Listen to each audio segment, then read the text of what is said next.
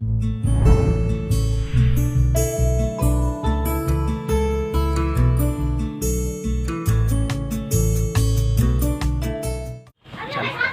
कि आप जानते हैं कि आप लोग की अब बोर्ड की परीक्षा बहुत नज़दीक है, बहुत कम दिन बचे हुए हैं। और जहाँ तक मुझसे बन सका मैंने आप लोगों को बताया, मैंने पढ़ाया। आज फिर मैं एक बार आप लोगों को मुगल सल्तनत के बारे में लेके चल रहा हूँ, वहाँ पर जिसकी शुरुआत मुगल वंश के संस्थापक जो थे बाबर, वहाँ से मैं करने जा रहा हूँ। यदि मेरा वीडियो अच्छा लगे आप लोगों को तो उसे सब्सक्राइब करना नहीं भूलिएगा और लाइक करना भी नहीं भूलिएगा, शेयर भी कीजिएगा। अच्छी बात है। और केवल आप लोग के लिए नहीं, जितने लोग देखें, जो खास करके एग्जाम देने वाले हैं लोग, वे लोग जरूर गौर से देखें और पूरी वीडियो को देखें। मैं सबसे पहले आप लोगों को ये बता दूं कि मोहम्मद गोरी कौन? जब 1206 में यहां से लौट रहा था भारत से, तो यहाँ के राज्य को क्या किया? अपने दास लोगों को में बांट दिया, जिसमें उत्तरी भारत कुतुबुद्दीन ऐबक को मिला। किसको मिला? कुतुबुद्दीन ऐबक को मिला, जिसने दिल्ली सल्तनत की नींव डाली। क्या नींव डाली? दिल्ली सल्तनत। और यह 1206 से लेकर दिल्ली सल्तनत 1526 तक चला। जिस दिल्ली सल्तनत का अंतिम वंश जो शासन कर रहा था वह लोधी वंश था। कौन वंश था? लोधी वंश था। जिस वंश का अंतिम शासक जो था वह इब्राहिम लोधी था। याद रहेगा? अगर पूछे कि लोधी वंश का अंतिम शासक कौन था तो क्या जवाब देंगे आप? बाबर, जिसका जन्म 14 फरवरी 1483 को मध्य एशिया के फरगना में हुआ था। 14 फरवरी 1483 को कहाँ हुआ था? मध्य एशिया के फरगना में हुआ था। मध्य एशिया के फरगना में हुआ था। इनके पिता का नाम था उमर शेख मिर्जा। इनके पिता का नाम क्या था? उमर शेख मिर्जा। और इनकी माँ थी कुतलुग निगार। यह बाबर, जैसा कि मैंने आप लोगों से पहले कहा है कि जितने विदेशी लोग थे सभी लोगों ने इसको लूटना चाहा। बाबर भी इससे कैसे परहेज कर सकता था? वो 4 बार पहले यहाँ पर आक्रमण कर चुका था, लेकिन सफलता उसको नहीं मिली थी।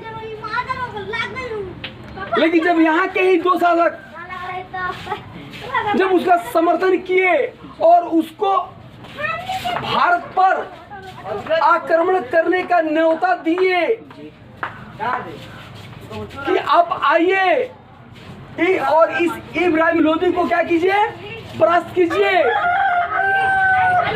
और पुनः आप लौट जाइएगा। इस मौके की ताक में बैठा बाबर भारत पर क्या किया? आक्रमण कर दिया। भारत पर क्या किया? वह आक्रमण कर दिया। और जब यह भारत पर आक्रमण किया तो इब्राहिम लोधी के साथ, किसके साथ? इब्राहिम लोधी के साथ 21 अप्रैल 1526 को 21 अप्रैल 1526 को पानीपत में पहली लड़ाई हुई। अगर सवाल पूछे कि पानीपत की पहली लड़ाई कब हुई तो क्या जवाब देंगे आप? 21 अप्रैल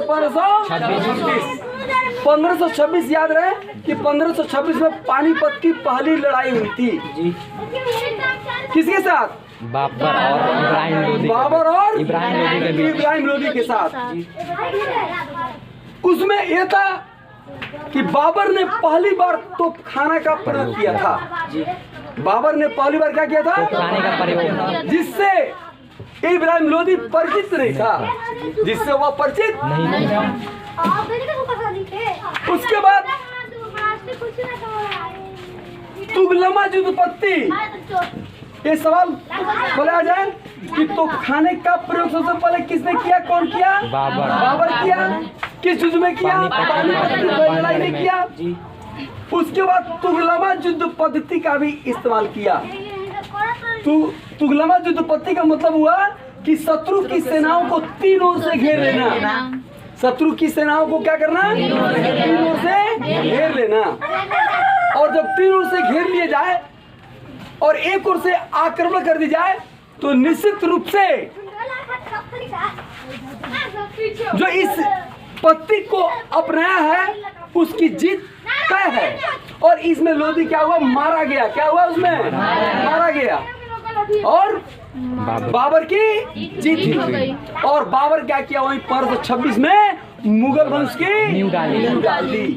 बाबर ने क्या किया? मुगल वंश की नींव डाल दी।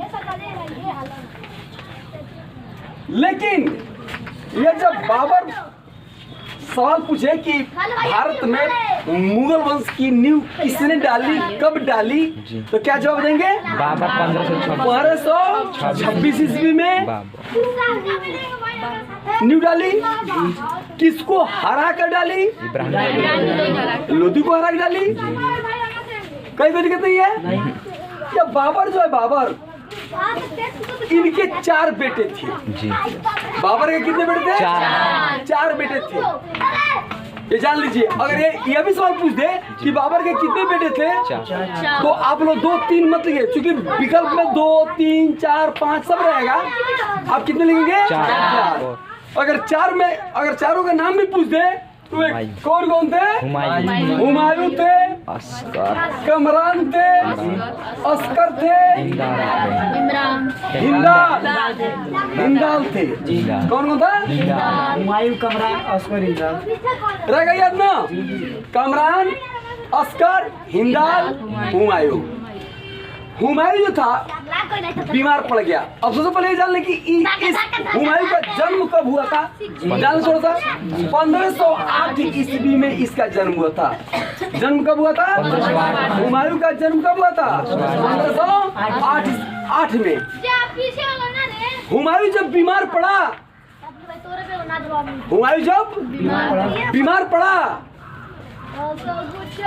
तो बाबर ने जब नमाज पढ़ता तो अपने सजदे में कहता था कि ए अल्लाह, इसके बदले में, मेरे बेटे के बदले में मुझे भले ले चल, लेकिन मेरे बेटे को तुम ठीक कर दे। मेरे बेटे को तुम क्या करो? ठीक कर दे। ऊपर वाले ने सुनी। धीरे धीरे यह हुमायूं ठीक होने लगा और बाबर बीमार पड़ने लगा। और बाबर 26 दिसंबर 1530 को मर गया। लेकिन मर तो गया है, ठीक है। लेकिन यह बात नहीं रही। बाबर के साथ केवल यही समस्या नहीं रही कि वह पानीपत के युद्ध को लड़ा और जीत गया, बीमार पड़ गया, मर गया, हुमायूं गद्दी पर बैठ गया। जी नहीं, जब यह यहाँ पर मुगल वंश की नींव डाल दी तो यहाँ पर इसका अफगानों के साथ भी युद्ध हुआ है, राजपूतों के साथ हुआ है। जैसे 1527 में खनवा का युद्ध हुआ। कब हुआ? 1527। कौन लड़ा? बाबर ही लड़ा था। कौन लड़ा था? बाबर। और उसमें भी इसकी जीत हुई। 1528 में क्या हुआ? चंदेरी का युद्ध हुआ। कौन युद्ध हुआ? कौन लड़ा? बाबर लड़ा। उसमें भी क्या हुआ? घाघरा का युद्ध कब हुआ? 1529 में हुआ। 1529 घाघरा का युद्ध हुआ। इसमें भी क्या हुआ? यार जीत गया। और 1530 में तो क्या हुआ? मर गया बेचारा। बाबर की आत्मकथा है जी बाबर जिसका नाम है बाबरनामा। क्या नाम है? बाबरनामा। बाबर के बारे में अब कोई आए सवाल तो संभवतः छूटना नहीं चाहिए, और इसके बाहर से अब कोई सवाल भी नहीं आएगा, क्योंकि आपने सभी युद्ध वो जो युद्ध किया था आप लोगों ने जान लिया। पानीपत की पहली लड़ाई कब हुई थी, खनवा का युद्ध कब हुआ था, चंदेरी कब हुआ था, घाघरा कब हुआ था, और उनकी मृत्यु कैसे हुई, जी हुमायूं का जन्म कब हुआ था, ये जान गए आप लोग ने। यहाँ तक कहीं कोई दिक्कत नहीं है। हुमायूं जो था इसका अर्थ क्या होता है पहले ये जान लीजिए। हुमायूं का अर्थ होता है सौभाग्यशाली। हुमायूं का अर्थ क्या होता है? सौभाग्यशाली। हुमायूं का अर्थ क्या होता है? सौभाग्यशाली। और मुगल वंश का यही शासक था हुमायूं, जो ज्योतिष में विश्वास करता था और सप्ताह के 7 दिन 7 रंग के कपड़े पहनता था। ये सवाल बोर्ड में पूछ दे कि मुगल वंश का कौन वो शासक था जो ज्योतिष में विश्वास करता था, तो कौन? हुमायूं। कौन? जो सप्ताह में 7 दिन 7 रंग के कपड़े पहनता था। क्या कोई दिक्कत है किसी को? लेकिन ये हुमायूं तो गद्दी पर बैठ गया, लेकिन इसको भी यदि ये कहा जाए कि अपने मैंने शासन काल को ये बड़ी आराम से काटा, ऐसी बात नहीं है।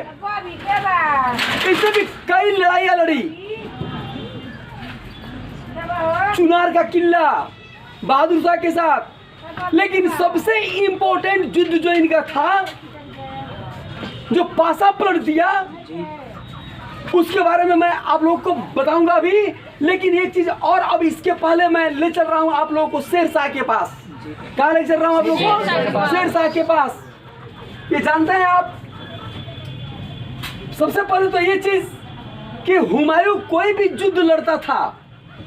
हुमायूं कोई भी युद्ध लड़ता था, तो युद्ध लड़ने का मतलब है। अच्छा एक बात मैं आप लोगों से पूछ रहा हूं बाबू, अगर गेहूं सांप यहाँ पर निकल जाए और उसके पीठ पर 1-2 डंडा मार के हम उसको छोड़ दें, तो क्या वह आपको छोड़ेगा? नहीं। मारने का मतलब है कि उसको मारो तो मार के बिल्कुल एकदम मौत के घाट तो पहुंचा ही दो, बल्कि उसका सर भी कुचल दो कि फिर वो कभी तुम्हारी ओर देखने के लायक नहीं रहे। लेकिन हुमायूं में एक बहुत बड़ी कमी यह थी कि वह अपने शत्रुओं से लड़ता था, जीतता था, लेकिन पूर्ण रूपेण पराजित किए बिना रंग महल में घुस जाता और रानियों के साथ रंगरेलियां मनाने लगता था। यह उसकी एक बहुत बड़ी कमजोरी थी। नतीजा यह कि जिसके साथ वो युद्ध किया है वह तो अपनी फिर तैयारी करेगा ना जी, फिर तैयारी करेगा जी, फिर लड़ना पड़ेगा। जिसका खामियाजा उसको भुगतना पड़ा। ये जो मैं शेरशाह की बात करने जा रहा हूं, ये शेरशाह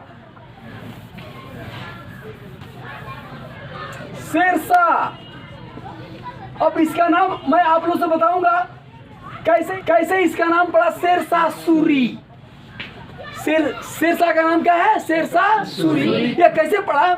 इस शेरशाह का जन्म 1472 में। कब? 1472 में बजवाड़ा होशियारपुर, होशियारपुर में हुआ था। कोई दिक्कत नहीं। और यह बहार खां लोहानी के यहाँ नौकरी करता था। अपने बाल्यकाल में यह बहार खां लोहानी क्या करता है? नौकरी करता था। किसके यहाँ? बहार खां लोहानी के यहाँ नौकरी करता था। बहार खां लोहानी जब एक बार शिकार करने के लिए गया, तो शिकार करने के सिलसिले में एक शेर सामने आ गया। क्या सामने आ गया? शेर। यह शेरशाह जो था अपने अपने तलवार के एक ही वार से उस शेर के 2 टुकड़े कर डाले। अपने तलवार के एक ही वार से उस शेर के 2 टुकड़े कर डाले, जिससे खुश होकर के बहार खां लोहानी ने उनका नाम रख दिया शेर खां। क्या नाम रखा? शेर खां। तब सवाल है यह भाई कि तब उनके बचपन का नाम क्या था जी? बात सही नहीं है? ये सवाल पूछ सकता है। शेर खां तो नाम रखा बाहर का लोहानी, लेकिन उनके बचपन का नाम क्या था? तो उनके बचपन का नाम था फरीद खां। क्या नाम था? फरीद खां इनके बचपन का नाम था, याद रखिएगा। शेरशाह के बचपन का नाम क्या था? फरीद खां। इनके पिता का नाम यदि पूछ दे, चूंकि ऑब्जेक्टिव 100 नंबर ना है भाई, उसमें 50 आप लोग भले हल करना है। आप शांत रहे। अब तो आप शेरशाह के बारे में सब कुछ जान गया कि उनके बचपन का नाम क्या था? क्या था? उनके पिता का नाम क्या था? हसन का। क्या था? क्या बालकाल में किन क्या नौकरी करता था? बाहर का पानी क्या नौकरी करता था? इनका शेर खान नाम कौन रखा? चौसा के मैदान में। कब? चौसा के मैदान में। चौसा के मैदान में शेरशाह और हुमायूं के बीच। शेरशाह तो नाम वो जब शाह बनेगा, बादशाह बनेगा तब पड़ेगा, लेकिन वही शेर खां और हुमायूं के बीच क्या हुआ? युद्ध हुआ। कौन युद्ध? चौसा का युद्ध हुआ। चौसा का। लेकिन यह युद्ध यदि कहा जाए कि बिल्कुल निर्णायक रहा, ऐसी बात नहीं है। लेकिन उसकी आज जैसे मैंने पहले बताया कि वो अपने शत्रुओं को दबा देता, और दबा देने के बाद फिर वो रंगमान में जाकर के क्या करता था? रंगरलियम वो खूब मनाता था। लेकिन 1540 में यह युद्ध जो हुआ, यह निर्णायक युद्ध हुआ, यह 1540 शेरशाह और हुमायूं के बीच युद्ध हुआ, जिसको कहा हुआ था? बिलग्राम का युद्ध कहिए या कनौज का युद्ध कहिए, या कनौज का युद्ध कहिए। इसमें शेरशाह ने क्या किया? इस तरीके को अपनाया और इस तरह से हुमायूं को यह पूर्ण रूप में पराजित किया कि हुमायूं को भारत छोड़कर भागना पड़ा। भारत छोड़कर भागना पड़ा। किनको? हुमायूं को। किस युद्ध के बाद? बिलग्राम या कनौज के युद्ध के बाद। कब हुआ था? 1540 में। किसके बीच हुआ था? शेरशाह और। अब जब यह 1540 में, वो मेरा बोर्ड साफ करने वाला तो भाई, यह 1540 में जब यह गद्दी पर बैठा, कौन? शेर खां नाम था उनका, और जब शाह बना तो वो क्या बना? शेरशाह। क्या बन गया? शेरशाह। और चूंकि वो सूर वंश का था, इसलिए उसका नाम क्या पड़ गया? शेरशाह सूरी। शेरशाह सूरी नाम पड़ गया उनका। क्या नाम पड़ गया उनका? शेरशाह सूरी। और शेरशाह जो था यह 1540 से लेकर 1545 तक शासन किया। कब से कब तक शासन किया? 1540 से 1545 तक शासन किया। लेकिन यह 1545 में इसकी जो मृत्यु हुई वह कैसे हुई? चूंकि यह जो था शासक, यह कहीं से किसी भी एंगल से कमजोर नहीं था। चूंकि ग्रैंड ट्रंक रोड किसने बनाया था? यही शेरशाह सूरी ने नहीं बनाया था। सड़कों के किनारे सराय किसने बनवाया था? इसने ही बनवाया था। अर्थात विकास का बहुत सारा काम किया। लेकिन अन्य किलों पर आक्रमण करके उसे अपने कब्जे में ले लेना भी इसकी नियत में थी। नतीजा यह हुआ कि 1545 में यह कालिंजर के किले पर आक्रमण कर दिया। किस किला पर? कालिंजर के किला पर आक्रमण कर दिया। कौन किला पर? कालिंजर के किला पर आक्रमण कर दिया। ये सवाल पूछे कि शेरशाह कालिंजर पर आक्रमण कब किया? 1545 में। कब किया? 1545 में। और वो शासन कब से कब तक किया? 1540 से 1545 तक। और कालिंजर के किला पर जब आक्रमण किया तो वहां के शासक कौन थे? कीरत सिंह। कौन थे? कीरत सिंह वहां के शासक थे। और यह आक्रमण के ही दौरान ये क्या किया? उस किले पर एक बम फेंका। क्या किया? बम फेंका। लेकिन बम वहां नहीं फटा, वहां वो नहीं फट के क्या हुआ, बम वहां से वो रिटर्न हो गया और इनके ही शरीर पर आकर क्या हुआ, बम वो ब्लास्ट कर गया, जहां पर शेरशाह की क्या हुई, मृत्यु हो गई। और 1540 से 1545 तक का इनका शासनकाल क्या हुआ, समाप्त हो गया। एक चीज और पूछ दे आप लोग से कि शेरशाह का मकबरा कहाँ है भाई, सासाराम में। कहाँ मकबरा है इनका, याद रहेगा ना, शेरशाह का मकबरा कहाँ है। बहुत सिंपल क्वेश्चन। और ऐसी बात आप लोग के जो मन में डर हो, भय हो कि बहुत टेढ़ा सवाल पूछेगा तब क्या होगा, ऐसे होगा वैसे होगा, क्योंकि बच्चे हैं ना भाई, आप लोग बच्चे हैं और आप लोग बहुत ज़्यादा परीक्षाओं को नहीं दिए तो एक मैट्रिक दिए हैं और अब की बार आप लोग पाले जो है 17 फरवरी से ना है भाई, आप 1 फरवरी से है आप लोग की परीक्षा, तो अब बहुत कम दिन है। तो इस थोड़ा सा आप लोगों में ये होता होगा कि भैया कैसे सवाल पूछेगा, क्या पूछेगा। अरे बोर्ड की परीक्षा जो होती है उसमें कहीं से भी कठिन प्रश्न नहीं पूछ जाते हैं, कहीं से भी कठिन प्रश्न नहीं पूछ जाते हैं, क्योंकि मामूली ही सवाल रहते हैं जिस पर आपका ध्यान ही कभी नहीं गया। जैसे ये शेरशाह का मकबरा कहाँ है, ये छोटा सा बच्चा बता देगा कि सासाराम में, लेकिन आप लोग किसी भी पूछ जाए सासाराम बिहार में है, लेकिन आप लोग से कोई कहे तो आप लोग एकदम पानीपत की पहली लड़ाई, खनवा का युद्ध, चंदेरी का युद्ध, घाघरा का युद्ध, चुनार का किला, चौसा की लड़ाई, मतलब जितना कठिन से कठिन है जो भी है इसको आप लोग, लेकिन आपके सिलेबस में है तो पढ़ना तो है, ठीक है पढ़िए, लेकिन छोटी छोटी बातों पर भी ध्यान दीजिए।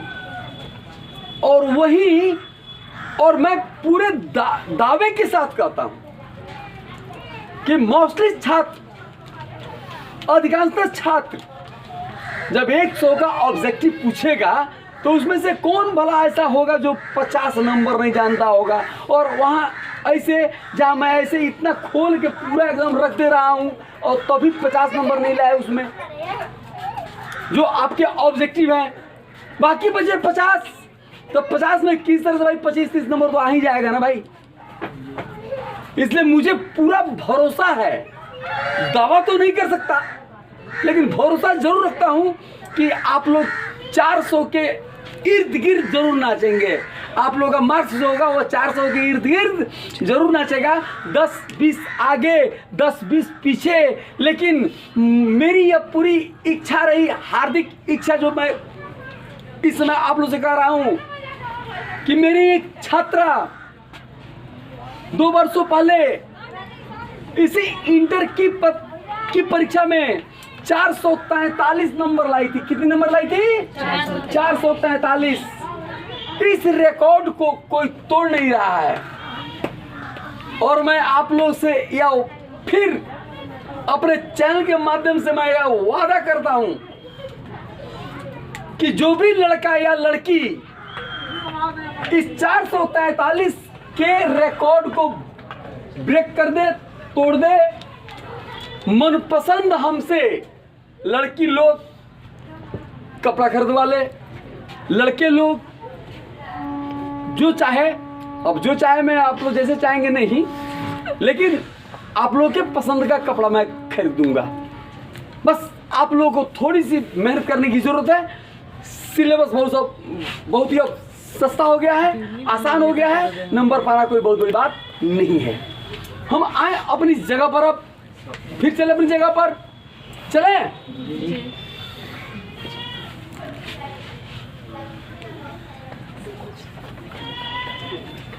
शेरशाह के बाद इनके जो वंशज लोग हुए उन लोगों में वो दम नहीं था। इस्लाम शुरू हुए, सिकंदर शुरू हुए, और तब तक बीच में ये 1540 में हुमायूं जो भारत छोड़ करके भागा था, उसी दौरान 1542 में अकबर का जन्म हो गया। किसका जन्म हो गया? जिसे राष्ट्रीय शासक कहा जाता है, महान शासक कहा जाता है। क्यों कहा जाता है महान शासक, मैं अगली घंटी में आप लोगों को फिर बताऊंगा। लेकिन तब तक के लिए ये जानिए कि यह मछुआरा का युद्ध हुआ। कौन युद्ध हुआ? मछुआरा का युद्ध।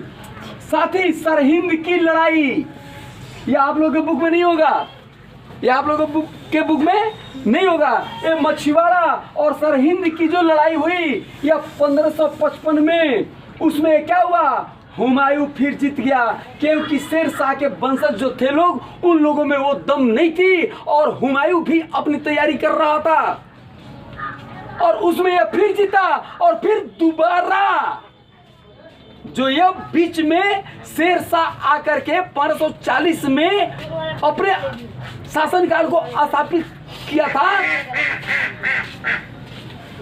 फिर दोबारा यह मुगल वंश की नींव को डाल दिया। कौन? हुमायूं। और इनके द्वारा ही बनवाया गया दिनपना नामक महल जो था, उसकी सीढ़ियों से लुढ़क कर, किससे लुढ़क कर, से गिरने के कारण इनकी मृत्यु हो गई। कब? 1555 ईस्वी में। कब मृत्यु हो गई इनकी? 1555 में इनकी मृत्यु हो गई। और उस समय अकबर मात्र 13 वर्ष का था। अकबर कितने वर्ष का था? मात्र 13 वर्ष का था। और वह 13 वर्ष का था, लेकिन हुमायूं का यदि हम दाहिना बाह कहें या उनका सबसे बड़ा शुभचिंतक कहें, हर सुख दुख में साथ देने वाला कहें, तो था बैरम खां। कौन था? याद रहेगा नाम उनका ना, बैरम खां। बैरम खां के संरक्षण में, बैरम खां की देखरेख में अकबर का 13 वर्ष की उम्र में ही राज्याभिषेक हुआ। अकबर का क्या हुआ? राज्याभिषेक हुआ 13 वर्ष में। लेकिन तब तक 1556 में, अरबे हम लोग देहात में कहते हैं ना कि आपदा विपदा अकेले नहीं आती है तो बहुत कुछ लेकर आती है ना, आफत पर आफत पड़े लगेगा, ऐसे आप लोग देहात में नहीं सुनते हैं? सर। फिर देखिए यहाँ पर एक तो ये कि 1540 में इनको छोड़कर भागना पड़ा, 1542 में इनका जन्म हुआ अकबर का, 1555 में खुद मर गए। कौन? हुमायूं। बैरम खां के संरक्षण में जब वे गद्दी पर बैठे तो हेमू नाम सुने हैं? जी। नहीं सुने तो सुन लीजिए आज। हेमू क्या किया? वही पानीपत के मैदान में हेमू और अकबर के बीच, हेमू और अकबर के बीच पानीपत की दूसरी लड़ाई हो गई। पानीपत की दूसरी लड़ाई हो गई। किसके किसके बीच? हेमू और कब? 1556 में।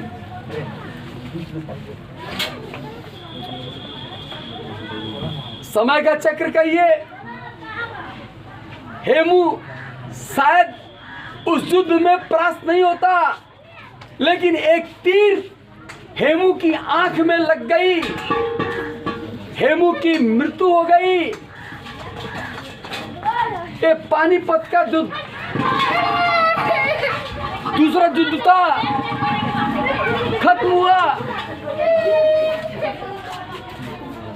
और उसके बाद अकबर ने शासन की बागडोर अपने हाथ में संभाली।